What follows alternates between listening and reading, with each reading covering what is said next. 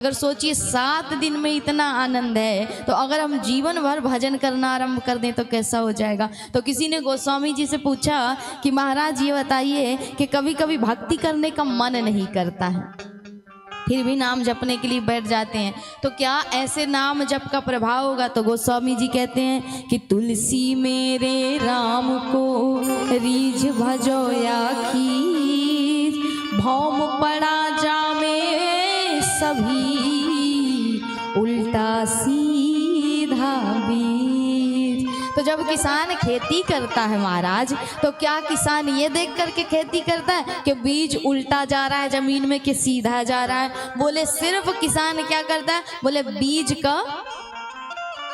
बीज की बुआई कर देता है, अब उसके बाद उल्टा है कि सीधा है इससे तो कोई मतलब नहीं। बोले जल और खाद्य समय समय पर मिलता रहता है और वही बीज एक दिन अनाज बन जाता है, उससे कई गुना ज़्यादा अनाज की प्राप्ति हो जाती है। उसी प्रकार बोले भजन है कि किसी प्रकार करो उल्टा सीधा भाव कुभाव से, लेकिन कम से कम भजन करो, और भजन करोगे तो हरि उसका परिणाम आपको लाख गुना देंगे। अर्थात किसी प्रकार भजोगे, जब भजोगे ना उसी बीज की भांति जब आश्रित हो जाओगे हरि के चरणों में, तो हरि कभी ना कभी तो हृदय से जरूर लगाएंगे महाराज। इस दीन पर, इस दुखिया पर भी दृष्टि कभी ना कभी उस दीनानाथ की जरूर पड़ेगी। तो इसीलिए कहा जाता है कि जीवन में इस मन को कैसे बनाइए?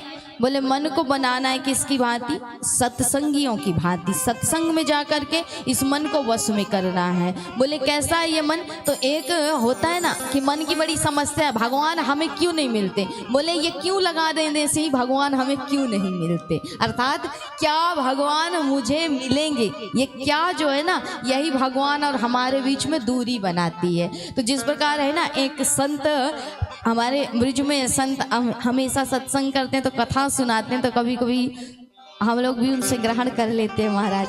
तो संत जब कथा सुना रहे हैं तो एक बार एक कथा सुनी हमने कि बड़ी सुंदर कथा सुना। एक बगीचे में बानर गए, बानर उस बगीचे में आम तोड़ तोड़ करके खाने लगे। अब बगीचे का जो मालिक था वो तो मारेगा ही मारेगा, इतनी मेहनत से आम उगाया है महाराज, तो आम मेहनत से उगाया है तो मेहनत का फल कोई और पाए तो क्या अच्छा लगेगा आपको? तो मालिक जो था वो बानरों को मारने लगा। अब बानरों कि एक संगोष्ठी बैठी, एक पूरा मंडली बैठी और विचार किया गया कि ये आदमी हमें आम नहीं खाने देता, तो ऐसा करते चलो हम भी आम उगाएंगे और आम उगाएंगे और अपना आम स्वयं पाएंगे। अब बानरों ने क्या किया, आम की गुठली उनके पास थी, गुठली को ले जा करके एक नदी के किनारे जमीन में गाड़ दिया। अब ये नित्य प्रति क्या करते, बोले उसको जा करके निकालते और देखते और फिर से गाड़ देते कि वृक्ष उगा कि नहीं उगा। अब इस प्रक्रिया से क्या वृक्ष उगता? बोले नहीं उगता महाराज। उसके लिए क्या करना है, बोले उसे गाड़ करके और आप छोड़ दीजिए उसी के भरोसे, सिर्फ समय समय पर उसकी सुरक्षा करिए, उसे जल दीजिए, उसे खाद्य दीजिए, उसकी सुरक्षा करिए सिर्फ, और वो कब अपने आप गुठली से विशाल वृक्ष बन जाएगा और कितने फल दे देगा आपको पता भी नहीं चलेगा। तो उसी प्रकार कहा जीव के मना है स्थिति है हमारा, ये बार बार निकालता है और दबाता है, बार बार निकालता है और दबाता है। अर्थात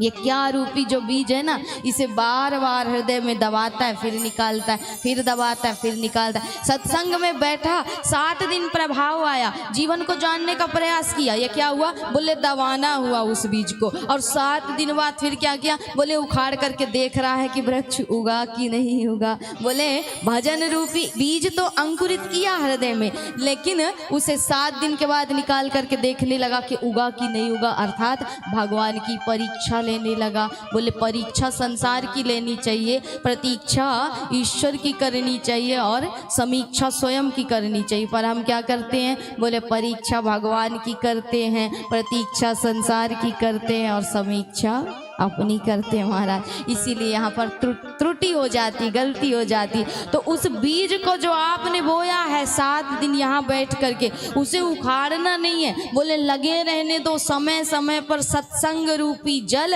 और यही भजन रूपी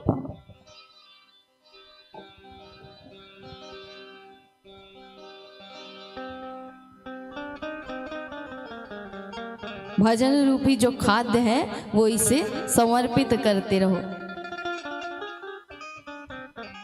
राधे राधे।